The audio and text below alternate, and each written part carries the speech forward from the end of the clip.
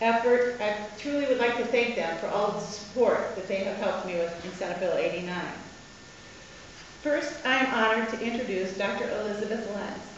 Dr. Lenz is a professor at the Dean of the Ohio State University College of Nursing. Dr. Lenz is an internationally known expert on doctoral nursing education.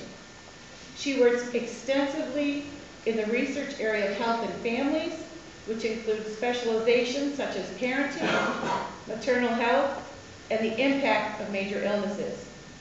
Known for her theoretical work, she has co-authored The Theory of Unpleasant Symptoms.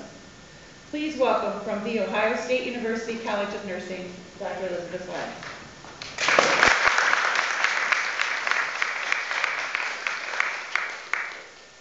Thank you very much, Senator Morano. It's a pleasure to be here. I'm going to briefly tell you a little bit about why I support Senate Bill 89, and then as will the others, be glad to answer any of your questions. You've been hearing a lot about the nursing shortage. It is certainly real, but it is not limited to staff nurses in hospitals.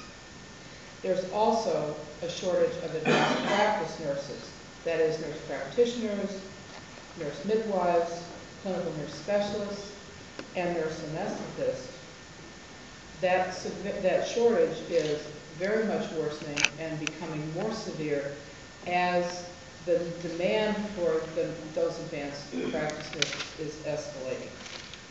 Although nursing schools in this state and elsewhere have markedly increased our enrollments in the last 5 years, some of them increasing as much as 150% in enrollment, we simply cannot grow any more because we don't have enough faculty to do so.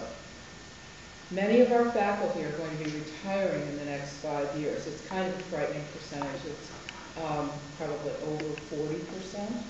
And if they can't be replaced, we're simply going to have to decrease our enrollments because the ratios of faculty and students are limited by, they're mandated, so we can't exceed those limits. There just aren't enough nurses opting to come into faculty positions, primarily because we do require advanced preparation. We require at least a master's degree, and that's a very good thing. But also, there is a considerable salary differential between what we're able to pay clinical instructors and what they can earn in other clinical settings. I think that it's very safe to say that you're talking about at least a $25,000 per year differential between, for example, the College of Nursing and the Medical Center of Ohio State. So that's only indicative of the kind of differential that exists elsewhere as well.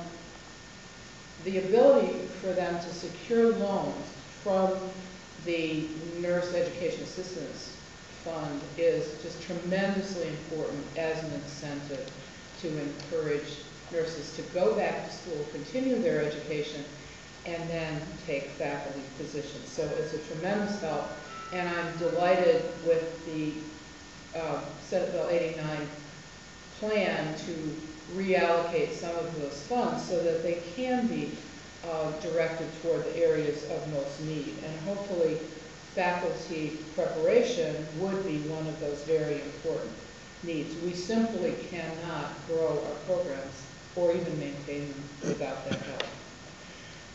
Senate Bill 89 also helps increasing faculty by removing the barrier that Senator Morano just spoke about, and that is the requirement that nurses coming in from other nurse practitioners and midwives coming in from other states have to practice under a physician's direction for at least 500 hours in order to secure prescriptive authority here in Ohio.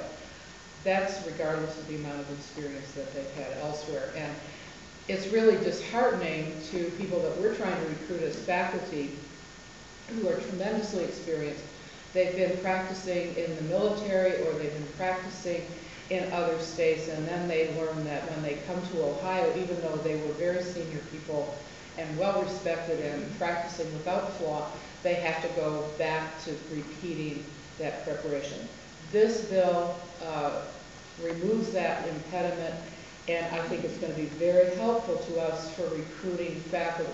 I also want to point out to you that that kind of requirement impedes the ability of Ohio to recruit well-prepared, experienced advanced practice nurses to serve in rural and underserved areas of the state where they're so badly needed. So I think that's a wonderful thing that this bill will help with as well.